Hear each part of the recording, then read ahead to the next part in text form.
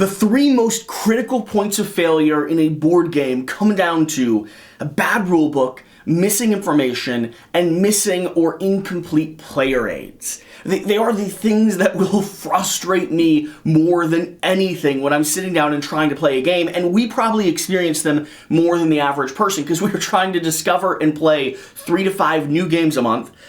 And on top of that, we're playing a lot of prototypes. So we're the first one to read and diagnose and work our way through these fucking games. But nonetheless, I'm sitting here in front of Frosthaven, and once again, I'm reminded why this little thing makes me so frustrated and so furious. Welcome to Flocking Fridays, the board game channel here in Quack&Co. The board game channel is 10 minutes or less every day, guaranteed, all the time. This is Flocking Fridays. This is where we just get frustrated about stuff. This is where we complain about sometimes nuanced little details, like this will be, and sometimes major game-breaking problems, which we'll have in a few episodes coming down the line. For now, I want to talk about why games just can't get this part right, why they can't get the rules right, and I'm sure it is insanely hard to write, script, and develop and design an effective rulebook to communicate the rules you have in your brain to other people, but you should absolutely be investing time and resource and money into getting this right. And giant studios cannot seem to get the language and the presentation and the design of a rulebook correctly. So, what are the things that frustrate me? Well, first off, a bad rulebook, which Frosthaven actually is not. Frosthaven has I would say, excellent rulebook.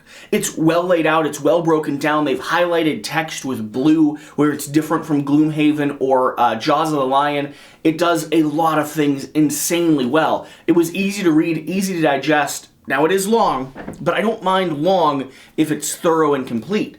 It even has 2 little player aid cards, which are helpful when you're playing the game, and a full little reference breakdown here on the back, which is pretty common practice nowadays, but it's always appreciated, along with a well-detailed out appendix.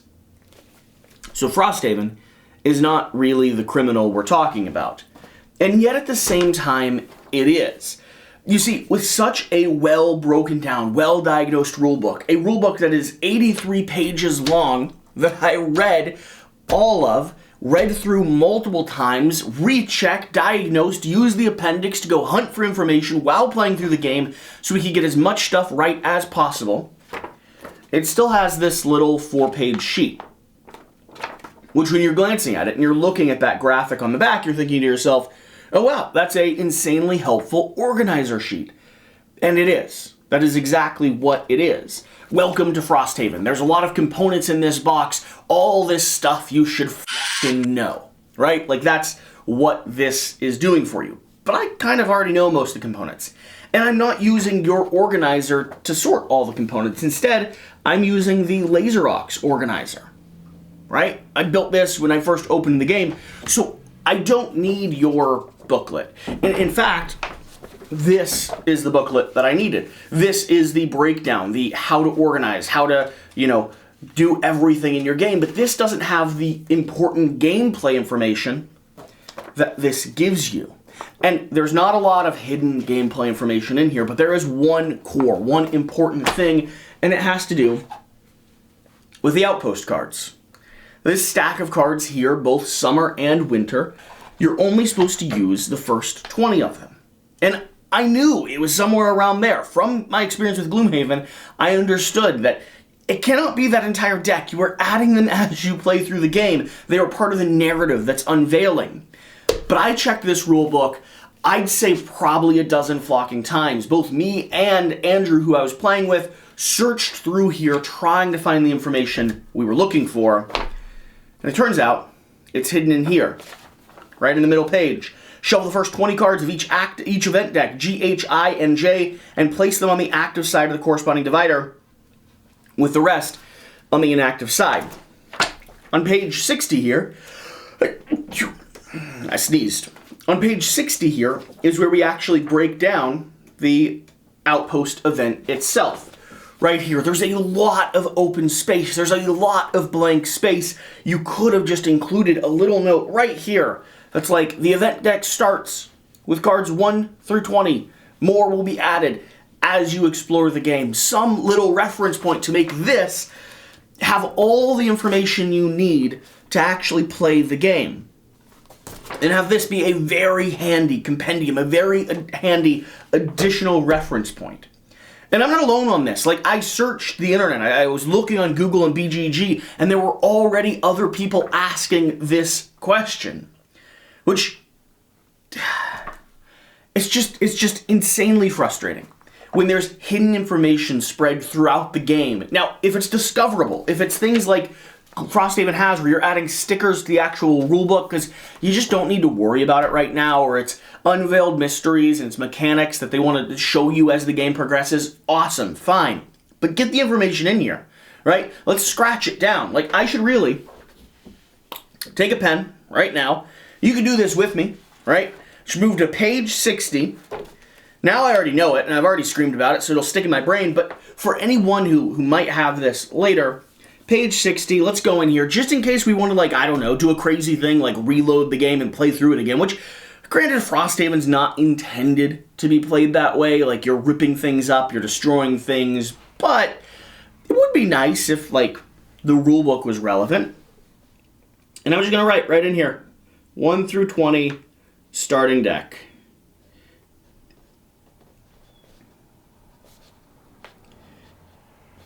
I mean, that works, right? Considering this is a legacy game, maybe you're supposed to put your own spin on the rulebook itself. Maybe that's just part of it, right?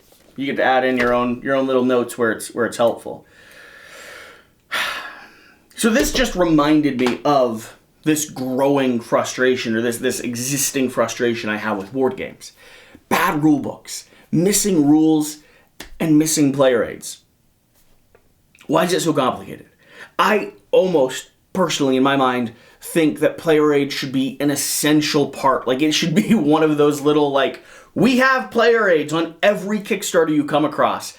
Because the games that miss that, or think that, like, it's not important, blows my mind. Player aids are essential to the play experience. And yeah, this is helpful, but if this is all you have, it's not helpful enough. I want to be able to sit here and reference cards without having to ask the table to pass information around. So, please put player aids in. And I filmed a rant video about this before on the main channel, Quackalope.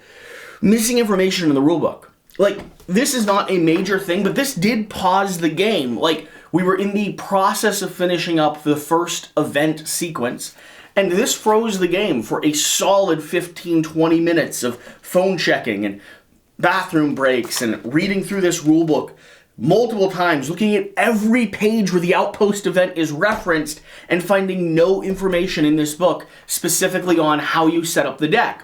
Whereas this is right in here, and all the other game setup information is contained here in the main rulebook. So missing information, just mind-blowing to me. And then not investing, not putting time into the actual design and production of the rulebook. If you need a, like, FAQ to come out the day your game actually arrives at backer's doorstep, like, take a little bit of your, budget and direct it. Like, and I'd say take a bit of your marketing budget and just direct it to finishing a rulebook, because it's like the most crushing marketing sales tactic you can come across is people get your game and they don't actually know how to play it.